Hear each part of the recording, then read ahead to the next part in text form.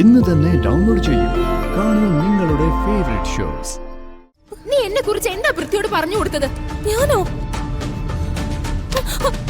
അതെ, നീ തന്നെ. നീ എന്തൊക്കെ നുണ പറഞ്ഞ പൃഥ്വിയുടെ മനസ്സ് മാറ്റിയത്? എന്റെ അമ്മയാണ് സത്യം.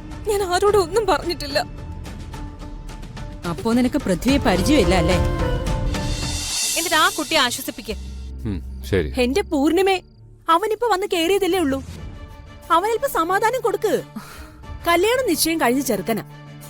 കല്യാണത്തിന് മുൻപെങ്കിലും അവൻ അല്പ സ്വാതന്ത്ര്യം വേണ്ടേ? ഇപ്പോഴല്ലേ അവന് ഫ്രീ ആയിട്ട് നടക്കാൻ പറ്റുള്ളൂ. നീ വാ. ഇനി ആകെ ചുരുക്കം ദിവസങ്ങളേ ഉള്ളൂ. അത് കഴിഞ്ഞ ഭാര്യ കുടുംബം എന്നൊക്കെ പറഞ്ഞ് അവൻ ഇവിടെ കെട്ടിയിടില്ലേ? കല്യാണം കഴിക്കുന്നത് ഒരു ജയിലാണെന്നാണോ ചെറിയമ്മ പറയുന്നത്? ആയിക്കൂടുന്നില്ലല്ലോ. ഇപ്പൊ തന്നെ ഇവന് സ്വാതന്ത്ര്യം കൊടുക്കുന്നില്ല. പിന്നെ കല്യാണം കഴിഞ്ഞാലുള്ള കാര്യം പറയണോ? പൃഥ്വി, നിന്നോട് ഞാനൊരു കാര്യം പറഞ്ഞേക്കുവാ. ഇനി എത്ര തിരക്കായാലും അഷിത വിളിച്ച ഫോൺ എടുത്തോണം. ശരി ചേച്ചി, എടുത്തോളാം. ഇത് കുറച്ച് ഓവറാണ് പൂർണിമേ. ആവശ്യത്തിൽ കൂടുതൽ ആരെയും എടുത്ത് തലയിൽ വെക്കണ്ട. ലാസ്റ്റ് വിഷമിക്കേണ്ടി വരും. നീ വാമോനെ, വന്ന് വല്ലതും കഴിക്കേ. അമ്മേ, ശരിയാ, നല്ല വിശപ്പ്. ഞാൻ പോയി ഫ്രഷ് ആയിട്ട് എന്തെങ്കിലും കഴിക്കട്ടെ.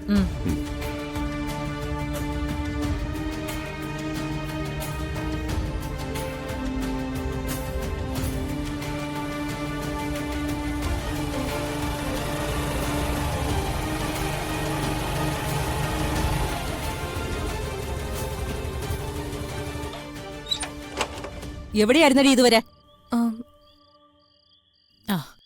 കണ്ടില്ലേ, നേരെ ഇത്രയായിട്ട് കറങ്ങി നടക്കുക രണ്ടെണ്ണം. അത് ചെറിയമ്മേ, നീ എന്താ കരുതിയിരിക്കുന്നെ? നിന്റെ തോന്നി മാസത്തിന് കറങ്ങി നടന്നിട്ട് പാതിരാത്രി കയറി വരാന്നോ? അതൊന്നും ഇവിടെ നടക്കില്ല. ആന്റി, ഞങ്ങൾ പറയുന്നൊന്ന് കേൾക്ക്. നീ കൂടുതലൊന്നും പറയണ്ട. നിന്റെ ഉദ്ദേശം എന്താണെന്ന് ഞങ്ങൾക്കറിയാം. നിന്റെ ഇഷ്ടത്തിന് നീ ആരുടെ കൂടെ വേണമെങ്കിലും നടന്നോ. പക്ഷെ അതൊന്നും ഈ വീട്ടിൽ നിന്നോണ്ട് വേണ്ട. നിനക്ക് കഴിഞ്ഞാടി നടക്കണമെങ്കിൽ എവന്റെ കൂടെ ഇറങ്ങി പൊയ്ക്കോ. ഞങ്ങൾ കറങ്ങി നടക്കാൻ പോയതൊന്നുമല്ല. സ്കൂളിൽ ഒരു ട്രെയിനിങ് ഉണ്ടായിരുന്നു. അത് കഴിഞ്ഞപ്പോ കുറച്ച് വൈകി. അതാ ലേറ്റ് ആയത്. നിന്നോട് ചോദിച്ചോ? നീ എന്തിനാ ആവശ്യമില്ലാത്ത കാര്യത്തിൽ ഇടപെടുന്നേ? അത് നാത്തൂന് അറിയില്ലേ? എവളുടെ നാവ് ഇപ്പൊ അവന്റെ വായില. ഓ, അതുകൊണ്ട് ദുർഗയ്ക്ക് വേണ്ടി ഇവൻ സംസാരിക്കും, അല്ലടി? അപ്പച്ചയും ചെറിയമ്മയും ഞങ്ങളെ തെറ്റിദ്ധരിച്ചിരിക്കുക.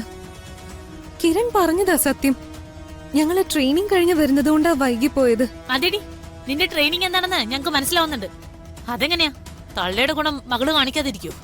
എന്തിനാ അപ്പച്ചി എന്റെ അമ്മ പറയുന്നേ? നിന്റെ അമ്മയെ പറഞ്ഞ നീ എന്ത് ചെയ്യും? ഞങ്ങളെ തല്ലുവോ? തല്ലടി, തല്ലോ, തല്ലടി, ആന്റി പ്ലീസ്, വെറുതെ പ്രശ്നം ഉണ്ടാക്കരുത്. നീ നിന്റെ കാര്യം നോക്കിക്കോ. ഞങ്ങളെ പഠിപ്പിക്കാനോ തല്ലി തിരുത്താനോ വന്നാലേ ഈ ഗിരിജ ആരാണെന്ന് അറിയും. അല്ലെങ്കിലും വാടകക്കാരന്റെ കാര്യങ്ങൾ നോക്കിയാ മതി. കുടുംബകാര്യങ്ങളിൽ ഇടപെടണ്ട. ആ സമയത്ത് പ്രായപൂർത്തിയായ ഒരു പെൺകുട്ടിയെ കൊണ്ട് കറങ്ങി നടന്നിട്ട് അവൻ ന്യായം പറയുന്നു. നിന്റെ മനസ്സിലിരിപ്പ് എന്താണെന്ന് ഞങ്ങൾക്കറിയാം. അത് ഈ കുടുംബത്ത് വേണ്ട. നീ പോവാൻ നോക്ക്. നോക്കി പേടിപ്പിക്കാതെ പോടാ. പോ. നിനക്കുള്ളത് അകത്ത് വന്നിട്ട് വാടി അകത്തേക്ക്.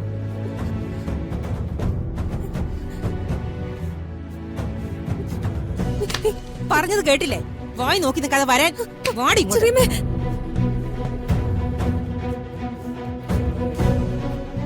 ആഷിതയുടെ വീട്ടിൽ നിന്ന് വിളിച്ചൊന്നും ചേച്ചിക്ക് ഇഷ്ടപ്പെട്ടിട്ടില്ല. എന്തായാലും പ്രശ്നങ്ങൾ പുകഞ്ഞു തുടങ്ങിയിട്ടുണ്ട്. വൃത്തിയുടെ സ്വഭാവം നമുക്ക് അറിയാവുന്നതല്ലേ. അവനായിട്ട് തന്നെ എന്തെങ്കിലും പ്രശ്നം ഉണ്ടാക്കി അതാ പെണ്ണിന്റെ വീട്ടിലെറിഞ്ഞ് അവര് തന്നെ ഈ കല്യാണം വേണ്ടാന്ന് വെക്കും. അതിനുള്ള സാധ്യത കുറവാ. അവർക്കിത് വഴി കിടന്ന് കിട്ടിയ ലോട്ടറിയാ. ഒന്നാം സമ്മാനം അടിച്ച ബമ്പർ ആരെങ്കിലും വേണ്ടാന്ന് വെക്കോ? പൃഥ്വി ഇപ്പൊ എന്ത് ചെയ്തു പറഞ്ഞാലും അവരിപ്പോ ഇതൊന്നും ഇഷ്യൂ ആക്കില്ല. ഇനി അഥവാ പ്രശ്നം ഉണ്ടാക്കിയാലും അത് കല്യാണം വേണ്ടാന്ന് വെക്കുന്ന അവസ്ഥയിലേക്ക് പോവില്ല.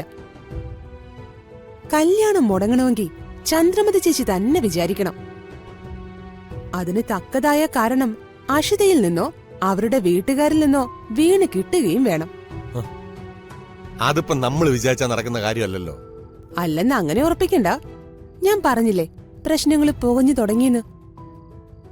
ആ അഷിത വിളിച്ചിട്ട് പൃഥ്വി ഫോൺ എടുക്കാത്തതിനാ ഇന്ന് വിളി വന്നത്.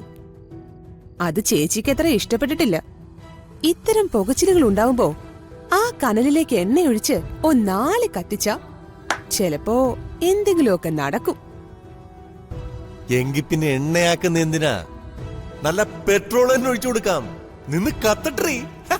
നമുക്ക് കാര്യം നടന്നാ പോരെ? എന്നാ വാ, നമുക്ക് ചേച്ചിയുടെ അടുത്ത് പോയി ഒന്ന് കാര്യമായിട്ട് സംസാരിക്കാം. ചേച്ചി വിചാരിച്ചാലേ പൂർണിമയെ തകർക്കാൻ പറ്റും. അവളെ തകർക്കണം.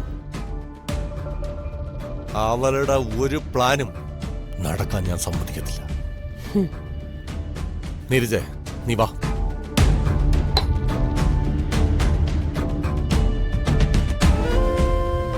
എന്റെ മകളുടെ ജീവിതം തകർക്കാൻ നീ ഒരുമ്പെട്ട് ഇറങ്ങിയിരിക്കണോ? ചെറിയമ്മ എന്തൊക്കെയാ പറയുന്നേ? എനിക്കൊന്നും മനസ്സിലാവുന്നില്ല. അയ്യോ പാവം, ഒന്നും അറിയാത്തൊരു കുഞ്ഞുവാ വന്നിരിക്കുന്നു. എടി പെരുങ്കള്ളി, നീ എന്റെ മുമ്പിൽ അഭിനയിക്കില്ലേ? അപ്പച്ചി പ്ലീസ്, എന്തിനാ എന്നിങ്ങനെ ഓരോന്ന് പറയുന്നേ? ഞാൻ എന്ത് തെറ്റാ ചെയ്തത്? നീ എന്താ ചെയ്തതെന്ന് നിനക്ക് അറിയില്ലേ? ഇല്ല. നീ എന്നെ കുറിച്ച് എന്താ പൃഥ്വിയോട് പറഞ്ഞു കൊടുത്തത്? ഞാനോ? അതെ, നീ തന്നെ. നീ എന്തൊക്കെ നുണ പറഞ്ഞ പൃഥ്വിയുടെ മനസ്സ് മാറ്റിയത്? എന്റെ അമ്മയാണ് സത്യം. ഞാൻ ആരോടും ഒന്നും പറഞ്ഞിട്ടില്ല. അപ്പോ നിനക്ക് പൃഥ്വിയെ പരിചയമില്ല അല്ലേ? കണ്ടോ അവളുടെ ഉത്തരം മുട്ടിയത്? കണ്ടോ? പറയടി, നിനക്ക് പൃഥ്വിയെ മുമ്പ് പരിചയമുണ്ടോ? അത് പറയടി, കോളേജിൽ വെച്ച് പൃഥ്വിയെ നിനക്ക് അറിയില്ലേ? അതിനുത്തരം അവളുടെ മൗനത്തിൽ തന്നെ ഉണ്ടല്ലോ. മറുപടി പറയടി. ഏത് തരം പരിചയോ നിനക്ക് പൃഥ്വിക്ക് തമ്മിലുണ്ടായിരുന്നത്? അങ്ങനെ വലിയ പരിചയമൊന്നുമില്ല. കോളേജില് ഞങ്ങൾ ഒരേ ക്ലാസ്സിൽ പോലും ആയിരുന്നില്ല. എന്നിട്ടാണോ നിന്റെ പേരിൽ പൃഥ്വി എന്നോട് പിണങ്ങിയത്? എന്റെ പേരിലോ? അതെ, നീ കാരണം എന്റെ ജീവിതം നശിക്കും. നീ എന്തൊക്കെയോ പറഞ്ഞ് പൃഥ്വിയെ കേൾപ്പിച്ചിട്ടല്ലേ പൃഥ്വി എന്റെ കോൾ എടുക്കാത്തെ? ഞാൻ നിങ്ങളോട് നേരത്തെ തന്നെ പറഞ്ഞല്ലേ, ഇവക്ക് കുശുമ്പാണ്. ഇവക്ക് കിട്ടാത്തതൊന്നും മറ്റാർക്ക് കിട്ടാൻ ഈ നാശം പിടിച്ചോളെ സമ്മതിക്കില്ല. അവളുടെ ഒരു കൊരച്ചില്.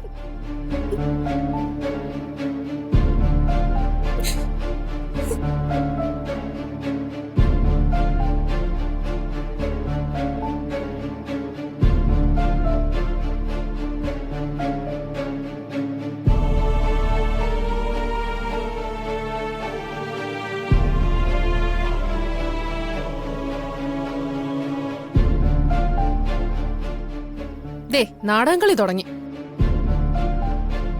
മിണ്ടിയ തുടങ്ങും അപ്പൊ അവളുടെ കള്ളക്കണ്ണീര്.